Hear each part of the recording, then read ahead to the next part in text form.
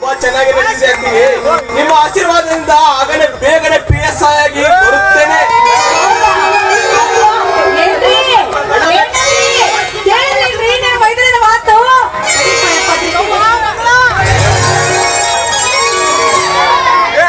ಬೇಕಿತ್ತು ಅಣ್ಣನ ಕಡೆ ಬಂದೈತಿಗೆ. ಅಣ್ಣ, ಈಗ ತಾನೇ ಕುರಿ ಮಾರಿ ಬಂದ ದುಡ್ಡಿದೆಯಲ್ಲ ತಮ್ಮನಿಗೆ ಕೊಟ್ಟು ಬಿಡು. ಎಷ್ಟು ಬೇಕಾಗಿದೆ ಅಪ್ಪ ನಿನಗೆ ಹಣ? 1 ಲಕ್ಷ ಕೊಟ್ಟು ಬಿಡಿ ಅಣ್ಣ, ಸಾಕು. ನೋಡಪ್ಪ ಶಶಿಧರ, ನಾವು ಬಡವರಾದರೂ ಚಿಂತೆ ಇಲ್ಲ. ಮುಂದೊಂದು ದಿನ ನಮ್ಮ ಗ್ರಾಮದಲ್ಲಿ ನಿನ್ನೊಬ್ಬ ದೊಡ್ಡ ಅಧಿಕಾರಿಯಾಗಿ ನಮ್ಮ ಗ್ರಾಮಕ್ಕೆ ನೀನು ಬರಲೇಬೇಕು. ನೋಡಪ್ಪ ಶಶಿ, ದೂರದ ಸಿಟಿಯಲ್ಲಿ ಶಾಲೆ ಕಲಿಯುತ್ತಿರುವ ನೀನು ಈಗಿನ ಕಾಲದಲ್ಲಿ ಸಿಕ್ಕಂತ ಹುಚ್ಚರಂತ ಹುಡುಗರ ಜೊತೆ ತಿರುಗಾಡಬೇಡ.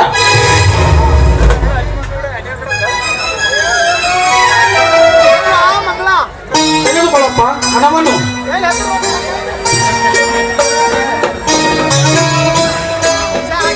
ಏನಂದ್ರೆ ಇದೇ ಸಂತೋಷ ಸಮಯದಲ್ಲಿ ನಿಮ್ಗೆಲ್ಲರಿಗೆ ಸಿಹಿ ಅಡಿಗೆ ಮಾಡಿದ್ದೀನಿ.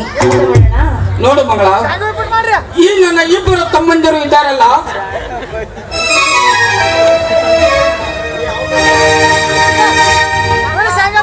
ಈ ನನ್ನ ಇಬ್ಬರು ತಮ್ಮಂದಿರು ಅಂತಿಂತ ಆಸ್ತಿ ಅಲ್ಲ ಮಗಳ. ನನಗೆ 1000 ಕೋಟಿ ರೂಪಾಯಿ ಆಸ್ತಿ ಇದ್ದಂತೆ ಇದೇ ಸಂತೋಷದ ಸಮಯದಲ್ಲಿ ಒಂದು ಹಾಡನ್ನ ಹಾಡಬಾರ್ದು ನನ್ನ ಚಿನ್ನ.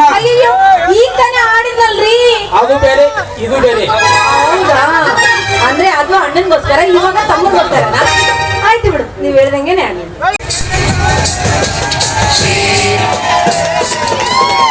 ಸಂತೋಷ ಸಹೋದರ, ಸಂತೋಷ.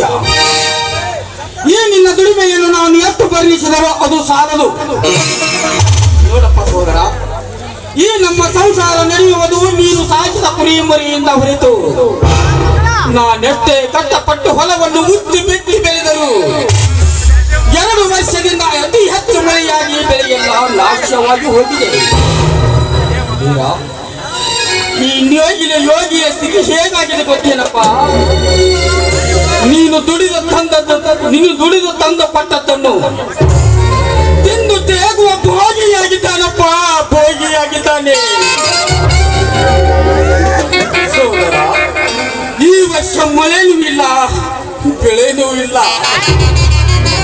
ಅಣ್ಣ, ನಾನಿರುವಾಗ ನಿಮ್ಮ ಕಣ್ಣಲ್ಲಿ ನೀರೇ ಕಣ್ಣ.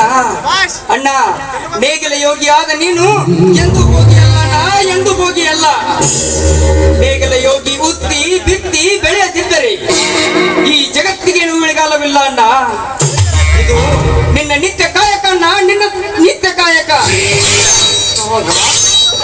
ಎಂತಹ ಅದ್ಭುತವಾದ ಮಾತುಗಳಪ್ಪ ಈ ನಿನ್ನವು. ನಿನಗೆ ಕಾಯಕದ ಅರ್ಥವೂ ಕೂಡ ಗೊತ್ತಾ? ಅಣ್ಣ, ನಿನ್ನ ತಮ್ಮನಾಗಿ ಜನಿಸಿ ಬಂದವನಿಗೆ ಇಷ್ಟು ತಿಳಿಯುವುದಿಲ್ಲವೇನ? ಕೇಳಿಲ್ಲಿ ಯೋಗಿಯ ಅರ್ಥವನ್ನು. ಅಂಗಹೀನ ಅಂಗ ಅನಾಥರಿಗೆ ತಂದೆಯಾಗಿ, ಮೂಗರಿಗೆ ಮೇಘನಾದವಾಗಿ, ಕಲೆ ಸಂಗೀತ ಗಾಯನ ಮಾಡಿ ಕಲಿಸಿದ ಪುಟ್ಟರಾಜರು ಗಾನಯೋಗಿ.